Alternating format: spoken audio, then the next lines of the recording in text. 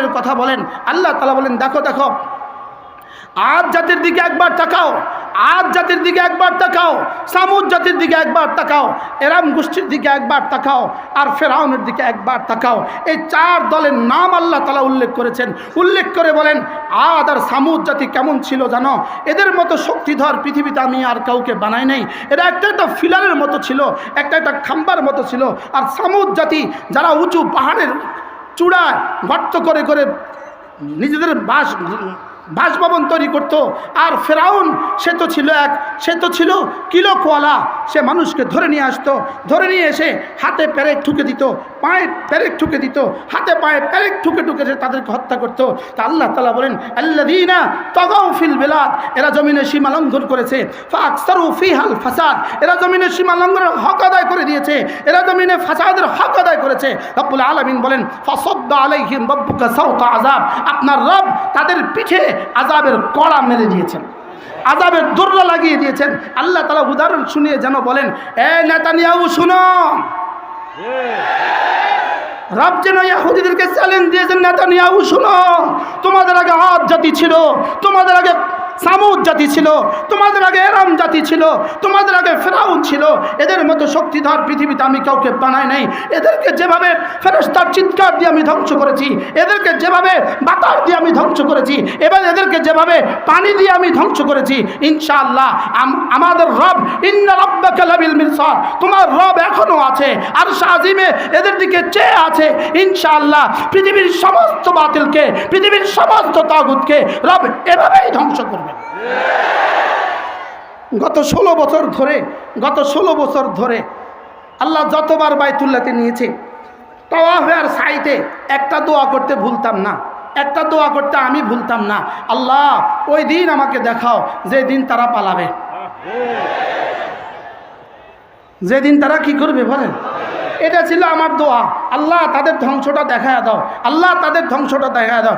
রব তখন এলান করতেন আসমান থেকে, এই শোন আতা আমরুল্লাহ ফালা তাস্তাজিলু, আমার সিদ্ধান্ত আসবে, তবে তুই জলদি করিস না, তবে তুই কি করিস না, জলদি করিস না। তবুও মন মানত না, যেন কইতাম আল্লাহ কবে, আল্লাহ কবে, আল্লাহ কবে। আল্লাহ কইতো 5ই আগস্ট 2024। কি বলতে বলেন?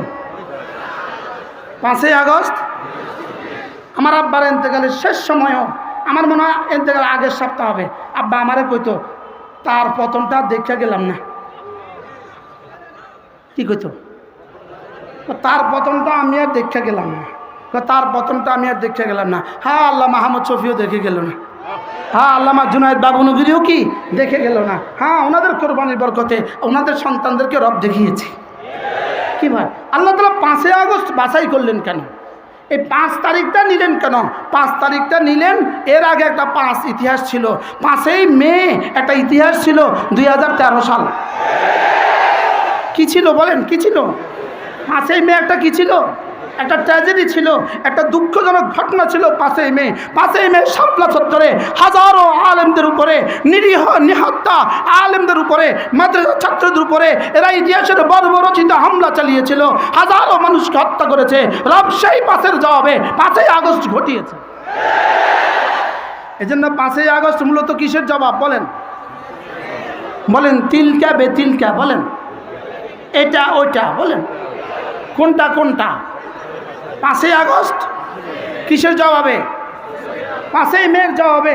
এজন্য আজকে যারা আছেন, আজকে যারা প্রশাসনে আছেন, এবং আগামীতেও যারা আসার স্বপ্ন বুনছেন, আগামীতেও যারা আসার স্বপ্ন বুনছেন, যারা সব ক্ষমতায় আছেন, মুসনাদে আছেন, এবং আগামীতে যারা স্বপ্ন দেখছেন, স্বপ্ন বুনছেন আগামীতে ক্ষমতা যাওয়ার, আমি আপনাদেরকে চোখে আঙ্গুল দিয়ে বলবো 5ই মের জবাবে 5ই আগস্ট যেভাবে রব্বে কারিম ঠিক করে রেখেছেন, আবারও যদি এদেশের ওলামাদের সাথে কোনো দুর্ব্যবহার হয় আবারও হবে।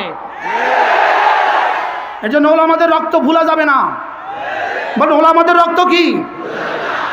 গত 16 বছরে আমাদের সমস্ত কোরবানি। বারবার বলে ছাত্র জনতার আন্দোলন, কেন এখানে বলা হয় না 16 বছরে ওলামাদের আন্দোলন? শুধু ছাত্র জনতার আন্দোলন, শুধু ছাত্র জনতার আন্দোলন না, ওলামাদেরও আন্দোলন ছিল। 16 বছরে আমাদের রক্ত ছিল কি ছিল না? খাবারের শেষ লোকমা দিয়ে পেট ভরে না। খাবারের শেষ লোকমা দিয়ে প্রথম লোকমারও দখল আছে না নাই? তাহলে 5ই মে 2013-এর দখল আছে না নাই? আল্লামা আহমদ শফির উপরে জুলুমের দখল আছে না নাই? আল্লামা জুনায়েদ বাবুনগরীর রিমান্ডের শাস্তিগুলো আছে না নাই? আমরা মুশতাকুন নবী তারা আমাদের জেল জুলুমগুলো আছে না নাই? আমাদের গুমগুলো আছে না নাই? অতএব আগামী ইতিহাস যেন এদেশে ওলামাদের রক্ত না ভুলে, ওলামাদের রক্ত যেন আগামী ইতিহাস। এখনই তো ভুলে গিয়েছেন। কেন 17 তারিখে জবাব দিচ্ছেন না? কেন 17 তারিখের জবাব দিচ্ছেন না? প্রতিদিন শুধু এক কথা বলেন, ছাত্র জনতার আন্দোলন। ছাত্র জনতার আন্দোলন ছিল জুলাই আর আগস্ট, আমাদের আন্দোলন ছিল গত 16 বছর। হেফাজতে ইসলাম বাংলাদেশের আন্দোলন ছিল গত 16 বছর। গত 16 বছর রক্ত কারা দিয়েছে? আমরাই দিয়েছি। কুড়ালের শেষ আঘাত দিয়ে গাছ পড়ে না, কুঠারের শেষ আঘাত দিয়ে গাছ পড়ে না। প্রথম থেকে শেষ পর্যন্ত যতগুলো কুফ ছিল সমস্ত কুফই ছিল গাছ পড়ার জন্য জরুরি। অতএব গত 16 বছরের রক্ত কাদের ছিল? একবার কল্পনা তো করেন আল্লামা বাবুনগরীকে কিভাবে নির্যাতন করা হয়েছে, কিভাবে এই বয়োজ্যেষ্ঠ মুহাদ্দিসকে, উপমহাদেশের সর্বশ্রেষ্ঠ মুহাদ্দিসকে, হাদিস বিশারদকে কিভাবে নির্যাতন করা হয়েছে একটু তো ভাবতে হবে আপনাদেরকে। অতএব আমাদেরকে কি করা যাবে না? আমাদের রক্ত ভুলা যাবে না। যদি আমাদের রক্ত কেউ ভুলেন, ফাসাব্বা আলাইহিম রাব্বুকা সাওতা আযাব, ফাসাব্বা আলাইহিম রাব্বুকা সাওতা আযাব, ইন্না রাব্বাকা লাবিল মিরসাদ। রব্বুল আলামিন বলেন, আমি আরশ আজিমে পাহারা চৌকি বানিয়েছি। আমি আরশ আজিমে পাহারা চৌকি বানিয়েছি। পাহারা চৌকিতে বসে বসে, পাহারা চৌকিতে দাঁড়িয়ে আমি পাহারা দিচ্ছি। আমি চোখে চোখ রাখছি, আমি চোখে চোখে রাখছি, আমি চোখে চোখে রাখছি। আমি আমার ফরমাবরদারকেও চোখে চোখে রাখি, আমি আমার নাফরমানদেরকেও চোখে চোখে রাখি। যারা আমার জন্য জান লাগায় তাদেরকেও আমি চোখে চোখে রাখি পুরস্কার দেওয়ার জন্য। আর যারা আমার জন্য আমার বিপক্ষে জান মাল লাগায় তাদেরকেও আমি চোখে চোখে রাখি সাজা দেওয়ার জন্য। এজন্য 2024 সাল ছিল উম্মতের জন্য বড় সুসংবাদ। 2024 সাল, বিগত 2024 সাল ছিল শুধুই ভাগার বছর। 5ই আগস্ট পৃথিবীর লেডি ফেরাউন ভেঙে গেছে। আর 7ই ডিসেম্বর পৃথিবীর আরেক ফেরাউন বাশার আল আসাদ সে ভেঙে গেছে। ইনশাআল্লাহ 2025 ইনশাআল্লাহ এটা নেতানিয়াহুর ভাগার বছর। বলেন ইনশাআল্লাহ, বলেন ইনশাআল্লাহ। তার সামনে 3টা রাস্তা খোলা আছে। ইসরায়েলের এই প্রধানমন্ত্রী নেতানিয়াহু খুনখার, তার সামনে 3টা রাস্তা খোলা। ইনশাআল্লাহ 3টা থেকে খালি হবে না পৃথিবী। হয় নিজে সে আত্মহত্যা করবে, অথবা দেশ ত্যাগ করবে, অথবা সে বন্দী হবে। বলেন ইনশাআল্লাহ, বলেন ইনশাআল্লাহ, আবার বলেন ইনশাআল্লাহ। ইন্না মিনাল ইবাদ ইযা আকসামা আলাল্লাহ লা বাররাহুল্লাহ। আল্লাহর কিছু প্রিয় বন্ধু আছে, এরা যখন কসম খেয়ে কিছু বলে দেয় তো আল্লাহ তাআলা এই কথা শুনে। গত 16 বছরে আমাদের কেউ না কেউ বলছিল বাংলা সাইরা ভারত যা, বাংলা সাইরা ভারত যা, চশমাওয়ালি বুবু যান, বাংলা সাইরা ভারত যান। কার কথা যে রব আরশ আজিমে এই কথা যে এভাবে কবুল করবে এটা আমাদের ধারণা ছিল না। কিভাবে কবুল করছে? কত ভাগ? 100 ভাগ। পেটেরটাও গেছে, পিঠেরটাও গেছে।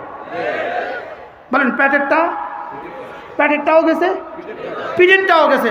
বাংলা সাইরা ভারত যা। এরা সারা পৃথিবীতে বাড়ি বানিয়েছে, আমেরিকাতে বাড়ি বানিয়েছে, কি বলে জাপানে বাড়ি বানিয়েছে, সুইজারল্যান্ডে বাড়ি বানিয়েছে, কানাডায় বাড়ি বানিয়েছে, লন্ডনে বাড়ি বানিয়েছে, দুবাই বাড়ি বানিয়েছে। শেষ তো কোনো দেশের বাড়িতে আর যাওয়ার সুযোগ হয় নাই। শুধু যাওয়ার সুযোগ হয়েছে ওই দেশ যে দেশের ব্যাপারে আমরা স্লোগান দিয়েছিলাম, বাংলা সাইরা ভারত যা। আর ওই দেশে এখন সকাল সন্ধ্যায় তাদেরকে গরুর পেশাব দিয়ে পবিত্র করে। কি করে? আমাদেরকে 16 বছরে এত সার্ভিস দিয়েছেন, এই জন্য এখন আপনাদেরকে গরুর পেশাব দিয়ে, গৌমূত্র দিয়া, বলেন কি দিয়া? গৌমূত্র দিয়ে তাদেরকে এখন পরিশুদ্ধ করে, বিশুদ্ধ করে। সকাল সন্ধ্যায় গৌমূত্র দিয়ে কি করে বলেন? বিশুদ্ধ করে। আর ওখানে বসে বসে তারা ষড়যন্ত্র পাকায়। মাঝে মাঝে বলে ছট করে চলে আসবো। জি না, ছট করে আর আসা যাবে না। বলেন ইনশাআল্লাহ, বলেন ইনশাআল্লাহ, আবার বলেন ইনশাআল্লাহ। এটা পৃথিবীর ইতিহাসে নাই যে ভেঙে গেছে। আমরা আমরা আমরা আলহামদুলিল্লাহ আমরা ব্যবহৃত টিস্যু আর পকেটে লই না। কি বলছি বলেন? আমরা এত খবিস হই নাই। ব্যবহৃত টিস্যু পকেটে লইতে, ব্যবহৃত টিস্যু ওরাই পকেটে লয় যারা গরুর পেশাব খায়। এই জন্য পৃথিবীর কোথাও তাদের জায়গা দেয় নাই। দুবাইওয়ালা বলে না ব্যবহৃত টিস্যু নিব না, আমেরিকা বলে না ব্যবহৃত টিস্যু নিতাম না, কানাডা বলে না না ব্যবহৃত টিস্যু আমরা নেই না। ব্যবহৃত টিস্যু ব্যবহার করে কারা? ও যারা কি করে, যারা গরুর পেশাব পান করে তারাই ব্যবহৃত টিস্যু ব্যবহার করে। এই জন্য এখানেই তোদের দাফন হবে। বলেন না ইনশাআল্লাহ, বলেন না ইনশাআল্লাহ। ইনশাআল্লাহ দাফন ওখানেই হবে ইনশাআল্লাহ, বলেন ইনশাআল্লাহ। ফাসাব্বা আলাইহিম রাব্বুকা সাওতা আযাব, আযাবের চাবুক মারবে, আযাবের চাবুক। এজন্য যারা এখন 17 তারিখে যখন বসছিল, মিটিং বসছিল 17 তারিখে, অলরেডি মিটিংরত অবস্থায় রাত 3টা বাজে মিটিং বসে গেছে। এদের হাতে 5 দিনের জন্য টঙ্গী মাঠটা দিয়ে দিবে, টঙ্গীর মাঠ এদের কাছে দিয়ে দিবে, এরা 5 দিন জোর করবে। মিটিং অলরেডি বসে গেছে। এই সময় মোসাদ আর দেখলো যেই ষড়যন্ত্রের জন্য আমরা এদেরকে তৈরি করছি, ওই ষড়যন্ত্র তো ভেস্তে গেল, ওটা তো ধ্বংস হয়ে গেল। আমরা চাইছিলাম এরা মারামারি করুক, এরা কিলাকিলি করুক। এখন দেখছি না, এরাও 6 নম্বরের কথা কয়, এরাও 6 নম্বরের কথা কয়, এরাও কালেমার কথা কয়, এরাও কালেমার কথা কয়। বেশি থেকে বেশি এর দূর, মসজিদের এই পাশ আর এই পাশ। বুঝুন না কথা মনে হয়? এরাও কালেমার কথা বলে, এরাও 6 নম্বরের কথা বলে। বেশি থেকে বেশি এর দূর, এরা আগে ইস্তেমা করবে, ওরা পরে ইস্তেমা করবে। তো আমাদের লাভ তো কিছু হলো না। শেষ পর্যন্ত রাত্রে ফোন দিল। এই ফোনটা কেমন জানেন? যেমনটি জান্নাতে ইবলিস হযরত হাওয়া আর আদম আলাইহিস সালামকে কি বলছিল? যদি গন্ধম না খান, কি বলছিল বলেন? তাহলে কিন্তু কি হয়ে যেতে হবে? জান্নাত থেকে বের হয়ে যেতে হবে। যদি না খান তাহলে কিন্তু বের হয়ে যেতে হবে। আসলে কথা কি ছিল? খাইলে, কিন্তু শয়তান কি বলছে? যদি না খান। ওরা যদি ওই দিন হামলাটা না করে তাহলে ঘরের পরের 5 দিন তাদের ইস্তেমা হয়ে যায়, তাদের জোর কি হয়ে যায়, এবং তাদের ইস্তেমাটাও হয়ে যায়। হয়তো বা আগেও হইতে পারতো, হইতে পারে। আমাদের তেমন কোনো আপত্তি ছিল না, আগে হইলেও হোক পরে হইলেও হোক। আমাদের খুব বেশি কি ছিল না বলেন? আপত্তি ছিল না, যা করুক, ওরা আগে করলেও করুক পরে করলেও করুক, আমাদের বেশি একটা আপত্তি ছিল না। কিন্তু মোসাদ আর দেখলো, হায় হায় আমাদের তো সব ষড়যন্ত্র শেষ। এবার ওই শয়তানের মতো এদেরকে টেলিফোন করলো, এই শোনো, আজকে রাত্রের ভিতরে যদি হামলা না করো তাহলে আর কিয়ামত পর্যন্ত টঙ্গী মাঠে ঢুকতে পারবে না। বুদ্ধিটা কেমন ছিল? কার বুদ্ধি? ইবলিস কি দিছিল বুদ্ধি? যদি না খাও থাকতে পারবে না। এদেরকে কি বলছিল? যদি না মারো আর জীবনে কখনো ঢুকতে পারবে না। এই জন্য 2-4 জনের টোপ দিছিল। তার মধ্যে একজন হচ্ছে মুআজ বিন নূর। বলেন কুলাঙ্গা, একসাথে বলেন কুলাঙ্গা। মুআজ বিন নূর এক কুলাঙ্গা।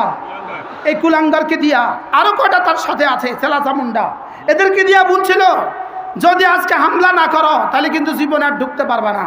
এই হামলা করাইয়া বসলো, হামলা করাইয়া বসলো। 4 জন ঘুমন্ত মানুষকে হত্যা করে ফেললো, কয়েকশো মানুষকে শহীদ করে, কয়েকশো মানুষকে আহত করে ফেললো। ওহ, এবার পরের দিন সাংবাদিকদের বলতেছে না আমরা মারি নাই। এবার শয়তান মুসাদা কি বলে? আমরা এবার তোমাদের সাথে নাই।